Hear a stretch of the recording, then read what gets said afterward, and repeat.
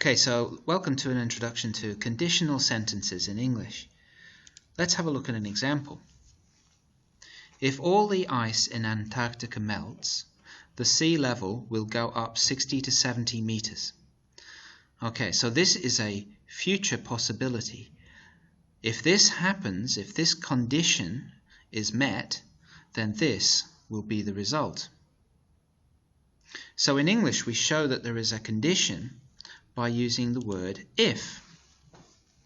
If all the ice in Antarctica melts, that's the condition, the result will be that the sea level will go up 60 to 70 meters.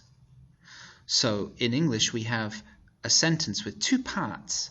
The first part is the condition, which is why we call them conditionals. If all the ice in Antarctica melts.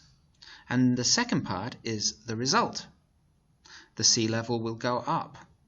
So you can actually reverse the order as well if you want to. For example, you can start with the result and say the sea level will go up 60 to 70 meters and finish with the conditional, if all the ice in Antarctica melts.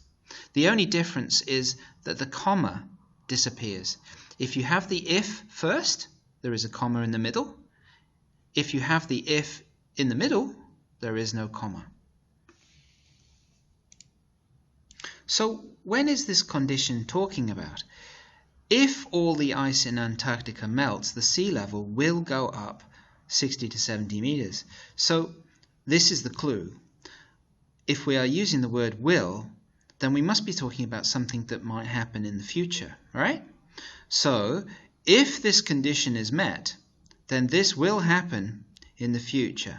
And it's a likely future result. Not just possible, but if this happens, this will very likely happen.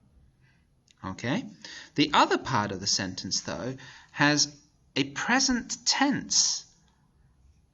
That's very strange. If this condition is talking about a future condition, why are we using the present tense? Well, this is because when we use conditionals in English, we signal that it is a conditional by stepping back in time. So if I'm talking about the future, I just take one step back and I use a present tense in the first half. So the condition in the future is present tense and it's followed by a will as a result. This sentence, on the other hand, is not talking about a future condition and a future result, but talking about the present. If I was rich now, but I'm not, I would buy a fast car, but I can't. If I was rich, I would buy a fast car. So what's happening here? In this case, we're talking about a condition that is impossible.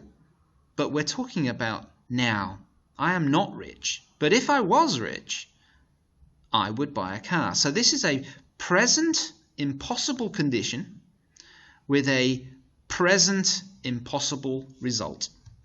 So again, just like before, if you're talking about future, you step back to the present. If you're talking about now, the present, you step back to the past. And instead of using will, you use would. So if I was rich, past tense, I would buy a fast car. Would. The next conditional talks about the past.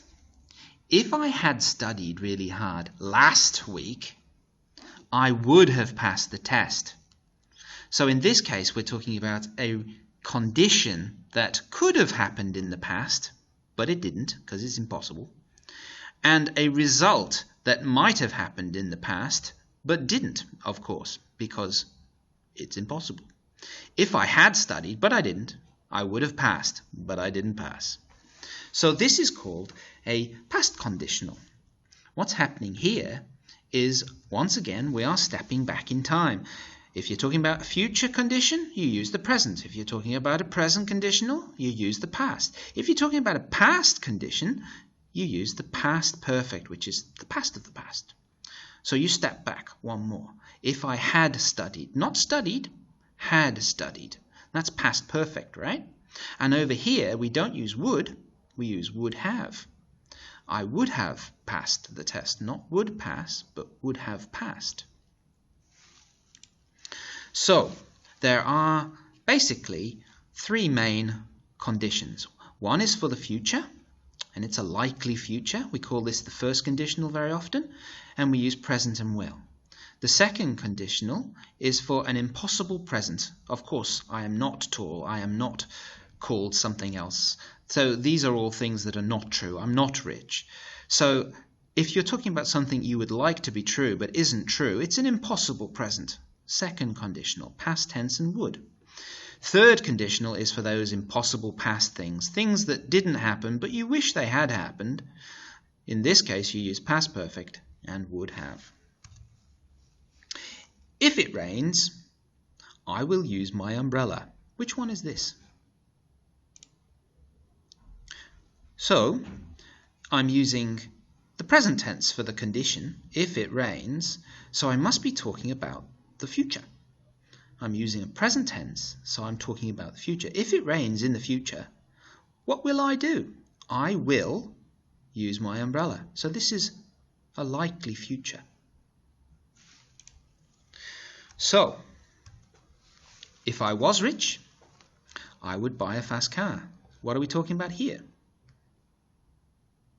So again, we're looking at a past tense and a would, which means it must be an impossible present.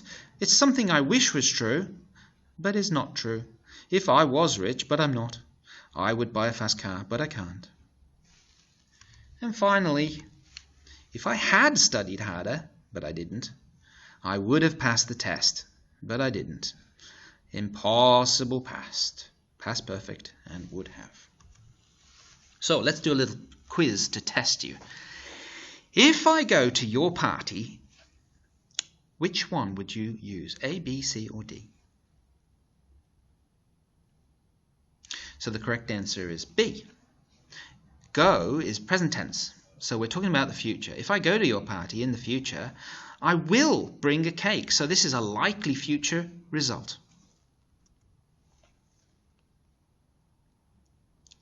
If I was taller, I would play basketball. So this is a past tense, so it must be talking about now. If I was taller, but I'm not, I would play basketball, but I can't.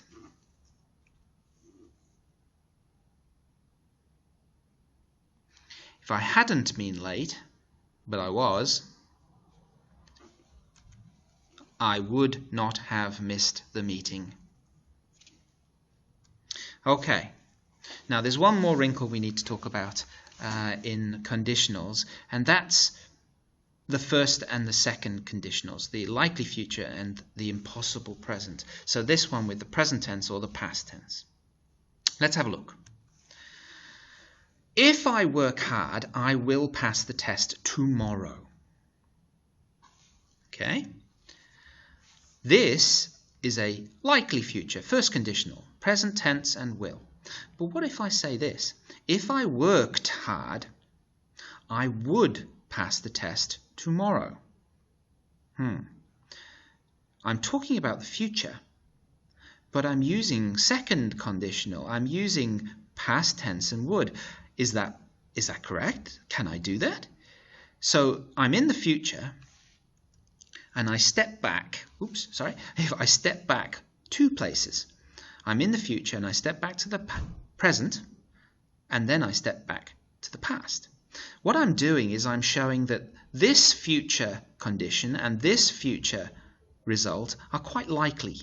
But if I want to show that something is in the future, a condition in the future, and a result in the future, but both of those are very unlikely or even impossible, I step back even further and I step back to the second conditional. So the first conditional is used only for the future, but the second conditional, which is usually used for the present, can be used for the future as well, as long as you want to make it very clear it's very unlikely. If I worked hard, but I'm not going to.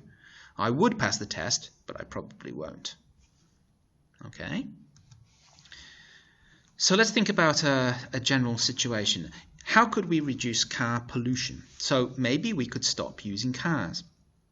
Or we could start using more electric powered cars. So one of these solutions, I think, is quite likely to happen. I think this one is quite likely. In the future, I think we will start using more electric powered cars and fewer petrol powered cars. But how about this one?